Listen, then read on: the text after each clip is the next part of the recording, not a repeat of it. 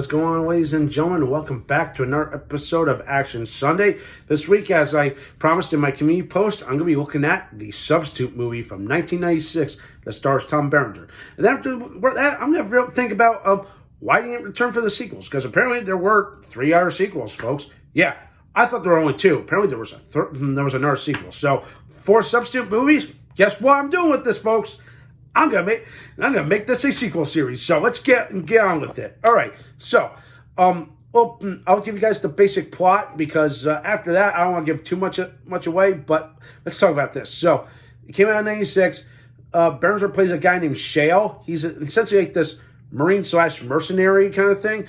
Apparently, after an operation goes wrong in Cuba, he returns home to Miami to his girlfriend, who was also a teacher, and she somehow gets attacked or kneecapped by this gang, and somehow he realizes there's might be something more that's going on at her high school than she knows. So he decides to go undercover as a substitute and essentially go teach. So yeah, and just try to figure out what the hell's going on. And it gets really good, really intriguing. It's like an onion. It's one of those movies. It's like you can feel the tension building as it goes on. Then of course one twist after another, and there's some great parts of the movie that, man, I can't. There's something that I really want to talk about. There is one scene that I saw on TikTok. I know. I'm going to the TikTok well or something I saw on Facebook that made me go, okay, now I got to see this movie even more, because at one point in the movie somehow he finds out that both the principal's security system and this gang that's in the high school are all in on it. And somehow they corner him in the library, and it gets really batshit insane. It's like a crazy fist fight. He somehow gets shot, but he's like, oh, nope, I'm still standing.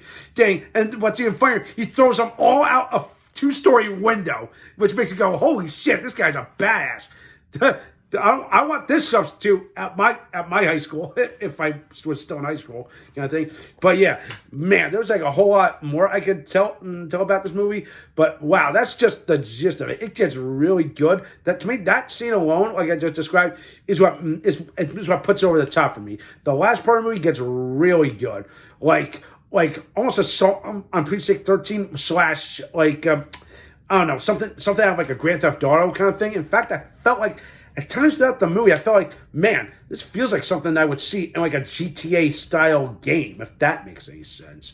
But hey, man, Tom Berenger really brings the heat, and it's like that again.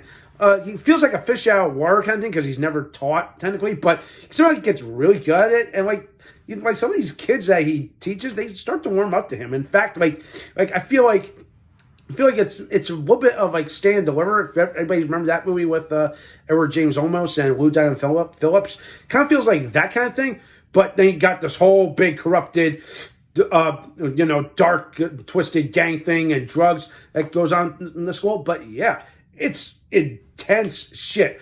But man, the star power of this is just great. Besides Tom Berenger, you got Ernie Hudson, you got Glenn Plummer, you got a young pre-Latin superstar, young Mark Antony, and Billy's Forsythe, and a couple other people that I recognize in this movie. It's like, oh, I recognize that guy's face and whatnot. It's like, wow, it's like perfect 90s cheese at its finest. And I keep saying 90s cheese at it because it was in theaters. Well, out of all the movies, this was the only one that got theatrical release.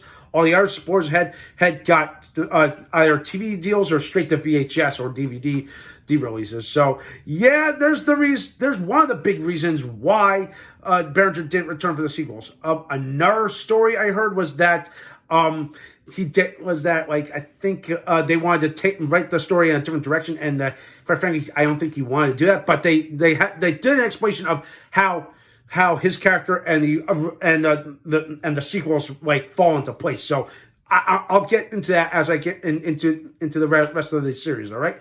But at its core, it feels really good. It's a great, it's slipped under the radar. Good action flick. The backdrop is perfect. The whole Miami thing, like the cast is great. It's almost damn near perfect. But I do not get on it for some of the biggest cliches, especially when it hits all the high school drama cliches. You know, oh, there's the bully, there's the gangs, there's the principal that's trying to enforce rules, but at the same time he's also guarding secrets. I'm just gonna leave it at that because that is a bit of a spoiler for the movie. I really think you guys should give it a watch because really I feel like this is one of Tom Berenger's best work of his entire film career. Because outside Platoon, because that's how I remembered him. But this one is just right up there with one of his best stuff. I know. No, I'm probably missing the sniper movies and all that, but I'll get to that eventually. It's on my list, okay? But man, to me, The Substitute is just fantastic. It's good popcorn flick. It's not too long. The story goes at a good pace. I really enjoyed it, and especially the two scenes I mentioned. There's again, the cast is great. I really think you guys would enjoy it.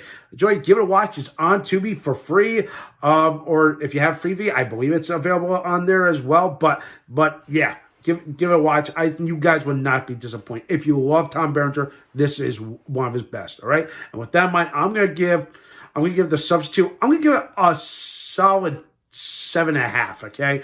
Yeah. You see what I did there? I'm good. It's almost damn near perfect. Okay.